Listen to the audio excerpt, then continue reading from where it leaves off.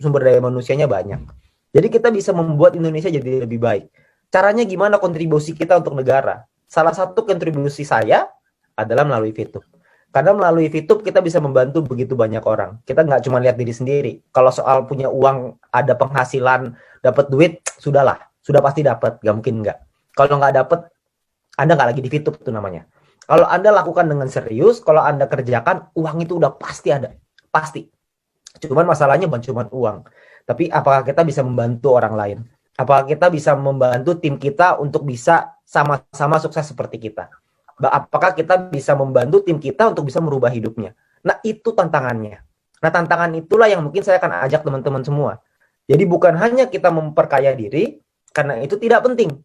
Karena menurut saya yang paling penting adalah kita bantu tim kita untuk jadi sukses dan kaya. Kalau mereka sukses dan kaya, kita sudah pastilah nggak mungkin nggak usah dibahas lagi. Jadi jangan pernah fokus ke diri sendiri, tapi fokuslah ke tim kita.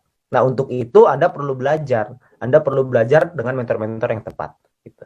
Jadi kalau untuk soal VTube-nya, kalau Anda merasa bahwa bisnis ini layak dan menarik untuk dijalankan, Anda sudah di tempat yang tepat. Dan banyak orang di luar sana tidak bisa melihat itu. Dan memang dunia ini berubah oleh sekelompok kecil orang yang bisa melihat sebuah peluang.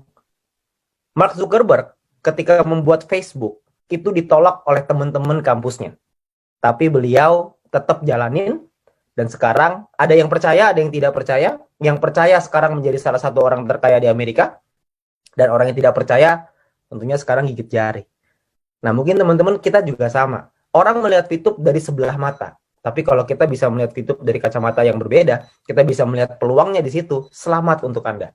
Nah, tapi bukan cukup sampai di sana. Ketika Anda sudah melihat peluangnya, Anda juga mesti paham bagaimana Anda membangunnya. Bagaimana cara Anda untuk mengembangkannya. Karena kalau Anda sudah bisa mengembangkannya, maka Anda bisa bukan cuma membuat hidup Anda dan keluarga Anda jadi lebih baik, tapi Anda juga bisa bantu ribuan, ratusan ribu, puluhan ribu, bahkan mungkin jutaan orang di Indonesia bisa berubah hidupnya karena Anda. Jangan main-main dengan sebuah keputusan. Karena keputusan yang saya ambil beberapa bulan yang lalu, ternyata berubah menjadi berkat bagi begitu banyak orang. Saya juga nggak nyangka. Dan mungkin Anda juga tidak nyangka sekarang. Sekarang Anda tidak lihat. Tapi Anda lihat 5 bulan lagi, 6 bulan lagi, tahun depan, Anda akan menjadi dampak buat bukan cuma keluarga Anda, tapi banyak orang di Indonesia. Ini kenapa TV-TV nasional nggak mengekspos? Adakah clue kapan e-commerce keluar? Oke. Gojek, Grab, Uber disebut TV nasional, VTube kok tidak? Oke, Gojek, Grab, dan Uber disebut di TV nasional sekarang, bukan ketika dia bangun. Ketika Gojek tahun 2015 nggak ada Pak di TV. Itu boro-boro di TV, di SMS mungkin ada. Tapi kalau di TV kayaknya nggak ada. Kalau misalkan sekarang tentu saja gitu. Tapi kita lihat VTube 5 tahun lagi, jangankan di TV, Pak, di bioskop juga ada mungkin nanti. Ada. Ya, kalau misalkan iPhone, kapan bisa daftar? Nah, iPhone ini juga satu kendala ya, karena iOS-nya sulit untuk di-adapt dengan aplikasi kita. Jadi nanti sudah disiapkan solusinya, tapi lagi dalam proses. Terus kalau untuk tadi e-commerce, e-commerce ini problemnya adalah di perizinan. Sekali lagi, ini model bisnis kita ini terlalu, kalau bahasa Yamaha selangkah ke depan, tapi ini kayaknya beberapa langkah ke depan gitu ya. Ini terlalu depan nih. Sampai sulit untuk kita jelasinnya aja, bikin mudengnya aja susah gitu. Jadi kita perlu waktu. Jadi mungkin prediksinya mungkin tahun depan kayaknya deh. Ya, karena kita butuh dari manajemen sih lebih tepatnya ya. Manajemen negosiasi dan penjelasannya itu butuh lebih lengkap. Mereka butuh yang lebih jelas. Karena birokrasi di Indonesia kita semua sama-sama paham ya. Semuanya butuh waktu. Jadi kita butuh waktu untuk menyesuaikan itu. Tapi tentu saja kita mau banget supaya e-commerce itu jalan secepatnya. Itu perusahaan akan jauh lebih sehat lagi gitu. Jadi tentunya kita juga akan perusahaan juga akan mengupayakan supaya jalan terus, supaya e-commerce ini bisa running gitu. Tapi kita juga nggak mau melampaui koridor hukum. Tentunya kita semua nggak mau melakukan sesuatu yang ilegal, kan nggak ada yang mau. Kita maunya semuanya dalam ranah hukum yang benar, melalui legalnya mesti tepat gitu. Jadi kita nggak akan mulai sebelum kita dapat ACC atau approval dari negara, dari regulator. Tentu buat kepentingan kita bersama juga gitu ya. Pernah nggak Metro TV iklan di RCTI? Nah, ini dijawabin sendiri. Terima kasih. Income Bapak sekarang berapa per bulan? Kalau income sih mungkin Ya, CRV lewat lah ya 1 bulan gitu. Amin. CRV kebelilah, CRV 1 bulan tuh kebeli. Gitu. Lumayan lah, lumayan untuk punya keleluasaan dalam segi finansial. Kalau misalkan dibilang kaya raya banget, enggak juga lah, masih banyak banget lah yang lebih kaya, yang punya gudang garam juga lebih gila-gilaan gitu. Tapi kalau misalkan keleluasaan dari segi income, dari segi pengeluaran, ya makan-makan nggak mikir lah gitu. Makan-makan nggak mikir. Ngomong-ngomong, kapan manajemen berkantor di Indonesia? Nah, ini juga salah satunya nih ya. Ini juga kebetulan lagi dibahas, jadi sekalian. Kantor di Indonesia juga sedang dipersiapkan karena kita juga sama-sama tahu bahwa bisnis di Indonesia, kantor harus di Indonesia. Jadi kantor itu juga lagi dipersiapkan karena kemarinan ini kita memang peledakannya terlalu cepat. Jadi mau nggak mau harus ada manajemen yang dadakan dulu. Nah, sekarang ini sudah mulai running, lagi dipersiapkan untuk kantor di Indonesia. Jadi nanti kalau kantor ada di Indonesia pasti akan di-announce lah. Gak mungkin nggak. Ya karena saya yakin nanti kantornya itu nggak tahu deh itu kayak apa, tawuran mungkin di dalam situ ya. Saya nggak tahu deh. Bakal rame banget pasti yang datang. Tapi nanti pasti akan dikasih lihat. Boleh lihat jempol yang bisa membawa kesuksesan. Wih, mantap. Wih, jempolnya mantap. Jempolnya mantap nih. Susah nih jempolnya. Kenapa untuk registrasi harus berusia 18 tahun? Karena kalau di bawah 18 tahun nanti kita ditangkap sama Depnaker. Karena tidak boleh mempekerjakan orang di bawah umur. Yang hadir kasih 10 VP kok masing-masing. Waduh, daripada saya kasih ikan lebih baik saya kasih pancingannya. Kenapa kalau searching di Google tentang VTube pasti yang keluar adalah VTube penipuan? Oh iya tentu saja, karena perusahaan bagus harus dijelek-jelekan dong. Karena perusahaan yang jelek mau diapain lagi? Kapan izin Kominfo balik? Kenapa kita harus pakai NIK? Oke, izin Kominfo ini masalah waktu ya. Jadi ini juga sama. Jadi kalau misalkan proses legalnya ini sudah mendekati fase akhir. Jadi ketika itu sudah selesai, maka semua izin juga pasti akan dipulihkan. Cuma itu butuh waktu aja untuk penyelesaian sedikit lagi.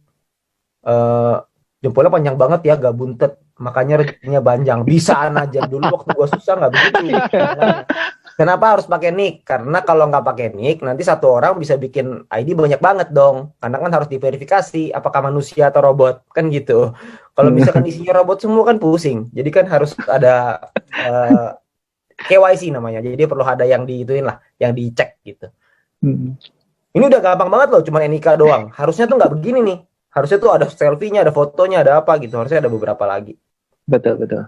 Berarti Vito masih di R&D terus ya? Oh, itu tentu saja jelas. Karena yang namanya bisnis, kalau misalkan tidak bertumbuh terus, maka bisnis itu akan mati. Seperti contoh, kita ambil contoh paling gampang. Bluebird sama Gojek.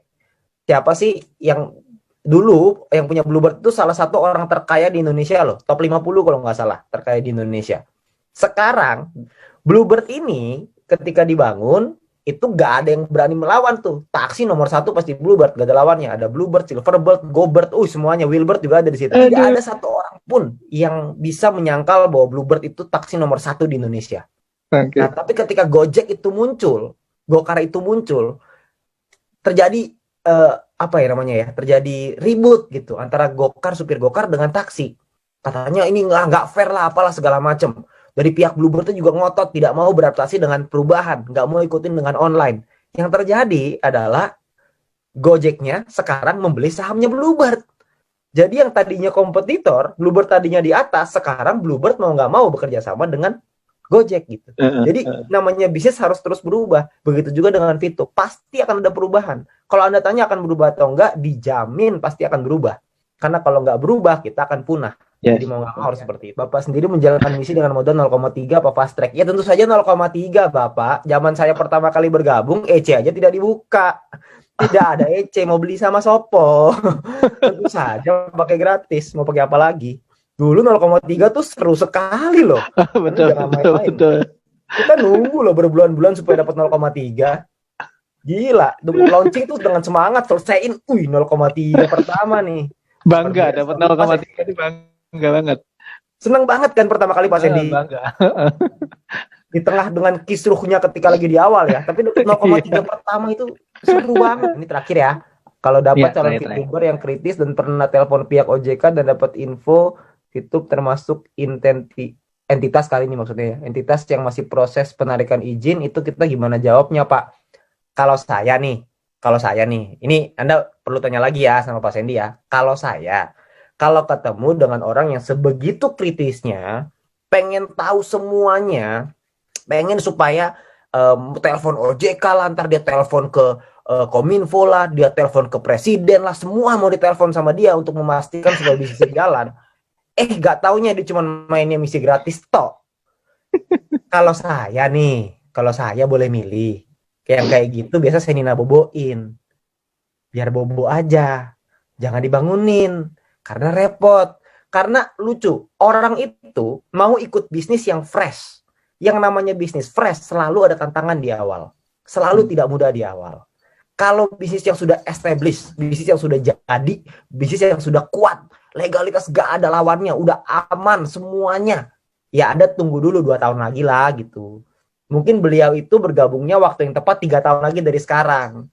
Jadi jangan Anda fokus sama orang yang seperti itu. Kalau saya lebih fokus sama orang yang melihat peluang daripada orang yang melihat masalah di balik peluang.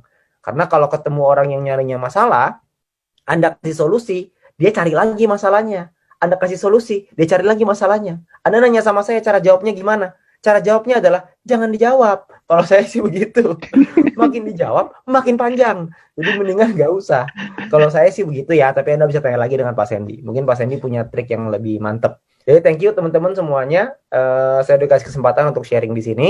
Harapan saya adalah teman-teman semua di sini bisa mendapatkan manfaat seperti yang saya rasakan, seperti yang Pak Sandy rasakan, dan seperti leader-leader Anda rasakan. Tapi ingat, untuk Anda mencapai di posisi seperti Diamond, Platinum, itu tidak mudah. Butuh kerja keras, butuh perjuangan. Jadi siapkan hati Anda untuk kerja keras itu, siap-siap buat berjuang, dan saya yakin kalau misalkan kita bisa, Anda juga pasti bisa. Thank you. Oke, bagaimana teman-teman?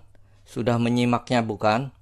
Nah, kalau kalian masih kurang paham juga tentang apa yang beliau katakan ya, kalian boleh menyimak di video di channel Anto Green Palm ini. Jadi untuk kalian boleh klik di atas ini ya, yang ada timbul di atas ini. Silahkan kalian klik saja. Di situ kalian bisa tonton. Terima kasih buat kalian. Sebelumnya kalian boleh subscribe channel ini dan klik tombol loncengnya apabila kalian ingin mendapatkan info-info terbaru dari saya. Kalian boleh klik tombol loncengnya itu tadi. Oke, sampai jumpa di video selanjutnya. Ciao.